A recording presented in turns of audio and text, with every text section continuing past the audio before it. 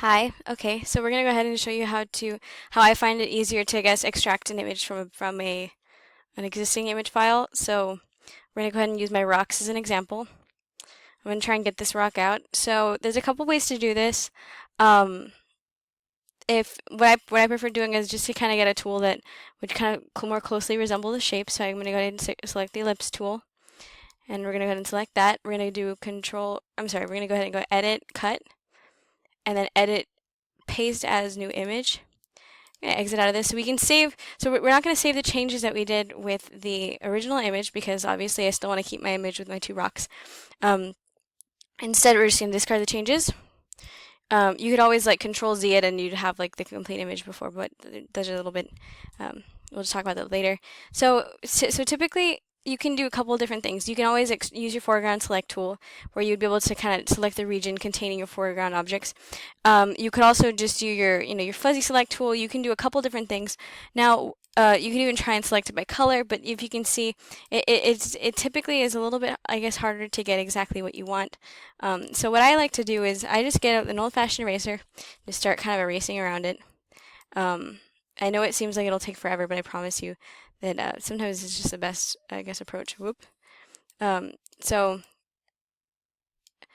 you can even you can choose a different brush size, and if you don't have this menu, what you just do is you go to Windows, Dockable Dialogues. You should go to Brushes.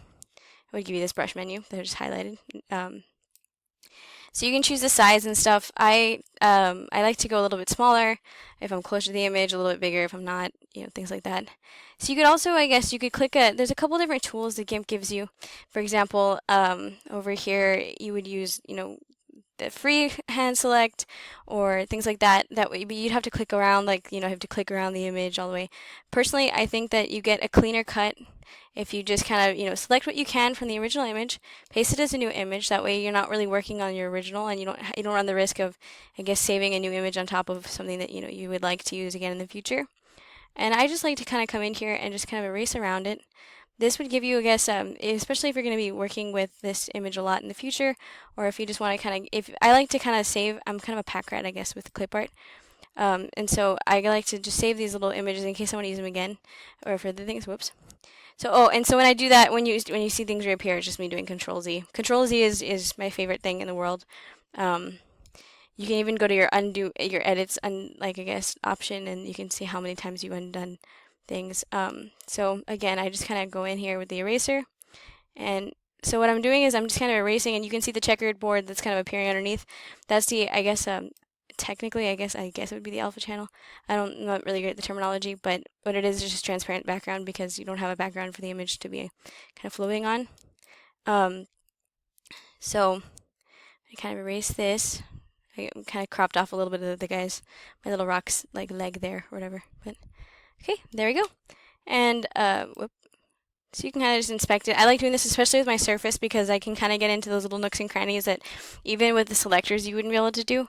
I'm not sure if there's an easier way to do this, and that's great. But this is what I found to be the most fulfilling for my OCD, I guess, with the images. So then I go ahead and click my crop tool. And I'm going to go ahead and crop this down. And usually I have this defaulted at current layer only so that I can only, crop one layer at a time instead of cropping the whole image. But for this, I go ahead and unselect that. So it's going to go ahead and change the canvas size, which is the checkerboard, in addition to the image, which is whatever image you have you're working with on GIMP. So there you go. And from here, you can, file and you can save it as a GIMP project, an XCF as an XCF extension, or you can also save this or export this as a PNG, which is going to give you the transparent background in addition to the image itself.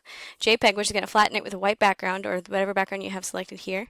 You can also, export it as a whole bunch of different things. Like, you can export it as a GIMP brush, so you can see like I've made a bunch of random GIMP brushes and stuff like that, and things like that we'll go over later. But so this should be able to you should be able to just kind of save this as whatever you want. It's pretty straightforward, and we'll go ahead and go over more or less.